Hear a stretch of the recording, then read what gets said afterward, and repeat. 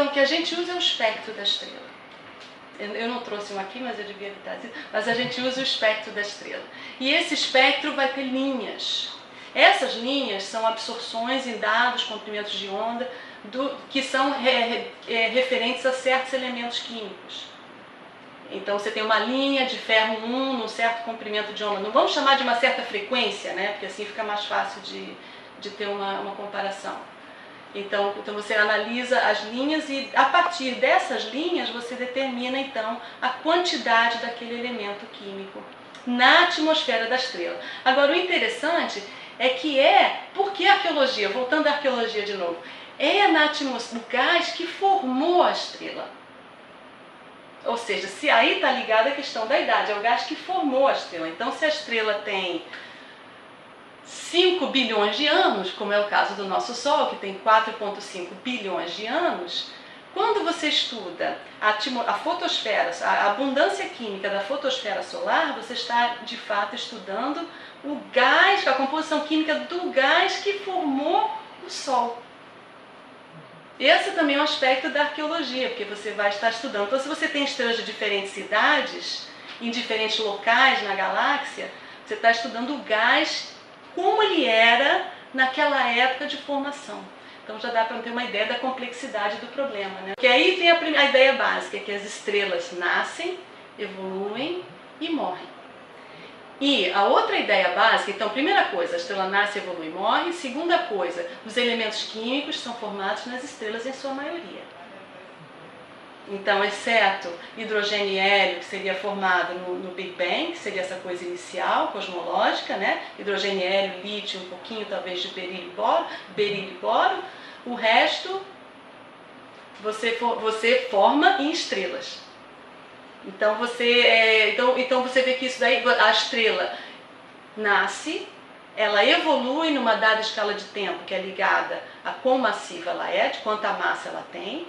Nessa evolução, durante essa evolução, ela produz os elementos, né? Então ela produz os elementos químicos, e quando ela, ao morrer, ela pode explodir como supernova se ela for muito massiva, e nessa explosão ela ejeta esse material que ela processou durante a sua vida, esses elementos que ela formou, então ela ejeta isso no meio interestelar. E é a partir desse gás que se forma a outra geração de estrela. Então o gás também, existe uma evolução química do gás. Né? Por exemplo, o Sol tem 4,5 bilhões de anos, mas uma estrela massiva tipo B que nasceu agora, há milhões de anos atrás, agora no tempo astronômico, né? Há milhões de anos atrás, já se formou de um gás que já foi processado pela evolução das estrelas que nasceram anteriormente. Né? Então, o que a gente está tentando encontrar, por exemplo, na nossa galáxia, é estrelas de população 3. Seriam essas estrelas que formadas inicialmente quando a galáxia nasceu e que não teriam metais. Até agora não se encontrou estrela que é muito mais pobre do que o Sol em metais, estrelas do halo. Mas não se encontrou estrelas que não tenham nenhum metal, que fosse somente realmente hidrogênio, vamos assim dizer. Exatamente, esse seria o fóssil, né? Esse fóssil mais velho, vamos assim dizer, que seria da formação da galáxia. Essas bichinhas teriam uma massa muito pequena, porque se ela tem uma massa pequena, essas estrelas têm uma massa pequena, elas evoluem muito lentamente. E essas não vão explodir como supernova, elas vão ejetando material à medida que vão evoluindo, principalmente também na fase de gigante vermelho, que é o futuro do Sol, né? A evolução do Sol, o que vai acontecer é que ela vai se tornar uma gigante vermelha, uma estrela com uma atmosfera muito estendida. Então, e depois disso ela se transformaria numa nebulosa planetária, mas isso vai demorar muito tempo, 6 bilhões de anos, talvez. Mas e nisso, como é que fica a Terra em relação ao Sol?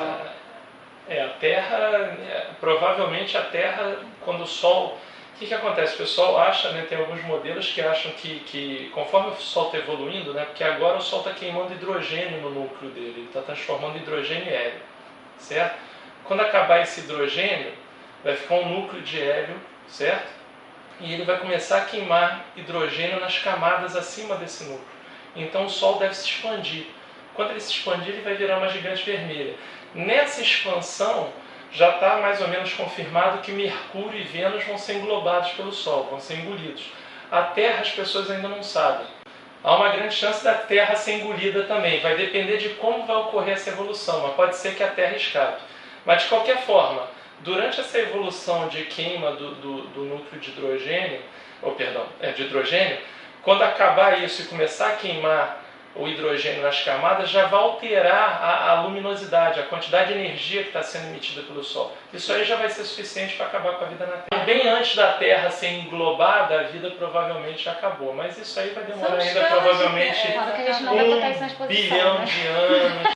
O Sol é uma estrela fria para a gente, né? Porque a nossa referência está bem perto, né? Mas o Sol é uma estrela fria e de baixa massa. Quer dizer que existem estrelas muito mais massivas do que o Sol. Emite muito mais energia? Sim. Por Principalmente na parte azul do espectro, no ultravioleta. E por ser pequena também, toda evolução é mais lenta e até isso é talvez uma explicação da vida ter tido tempo suficiente para se formar, graças ao Sol ser um objeto, uma estrela para os nossos padrões bem estável, com uma evolução bem lenta. Que se fosse uma estrela de alta massa, ela duraria 30 milhões de anos, não teria nem tido tempo da vida se formar, provavelmente nem tempo da Terra se formar, o planeta se formar em si, é difícil dizer. Então essas estrelas evoluem muito rápido e elas ejetam material no meio interestelar muito rápido. Então ela tem um impacto na química do meio interestelar muito maior do que uma estrela de baixa massa como o Sol.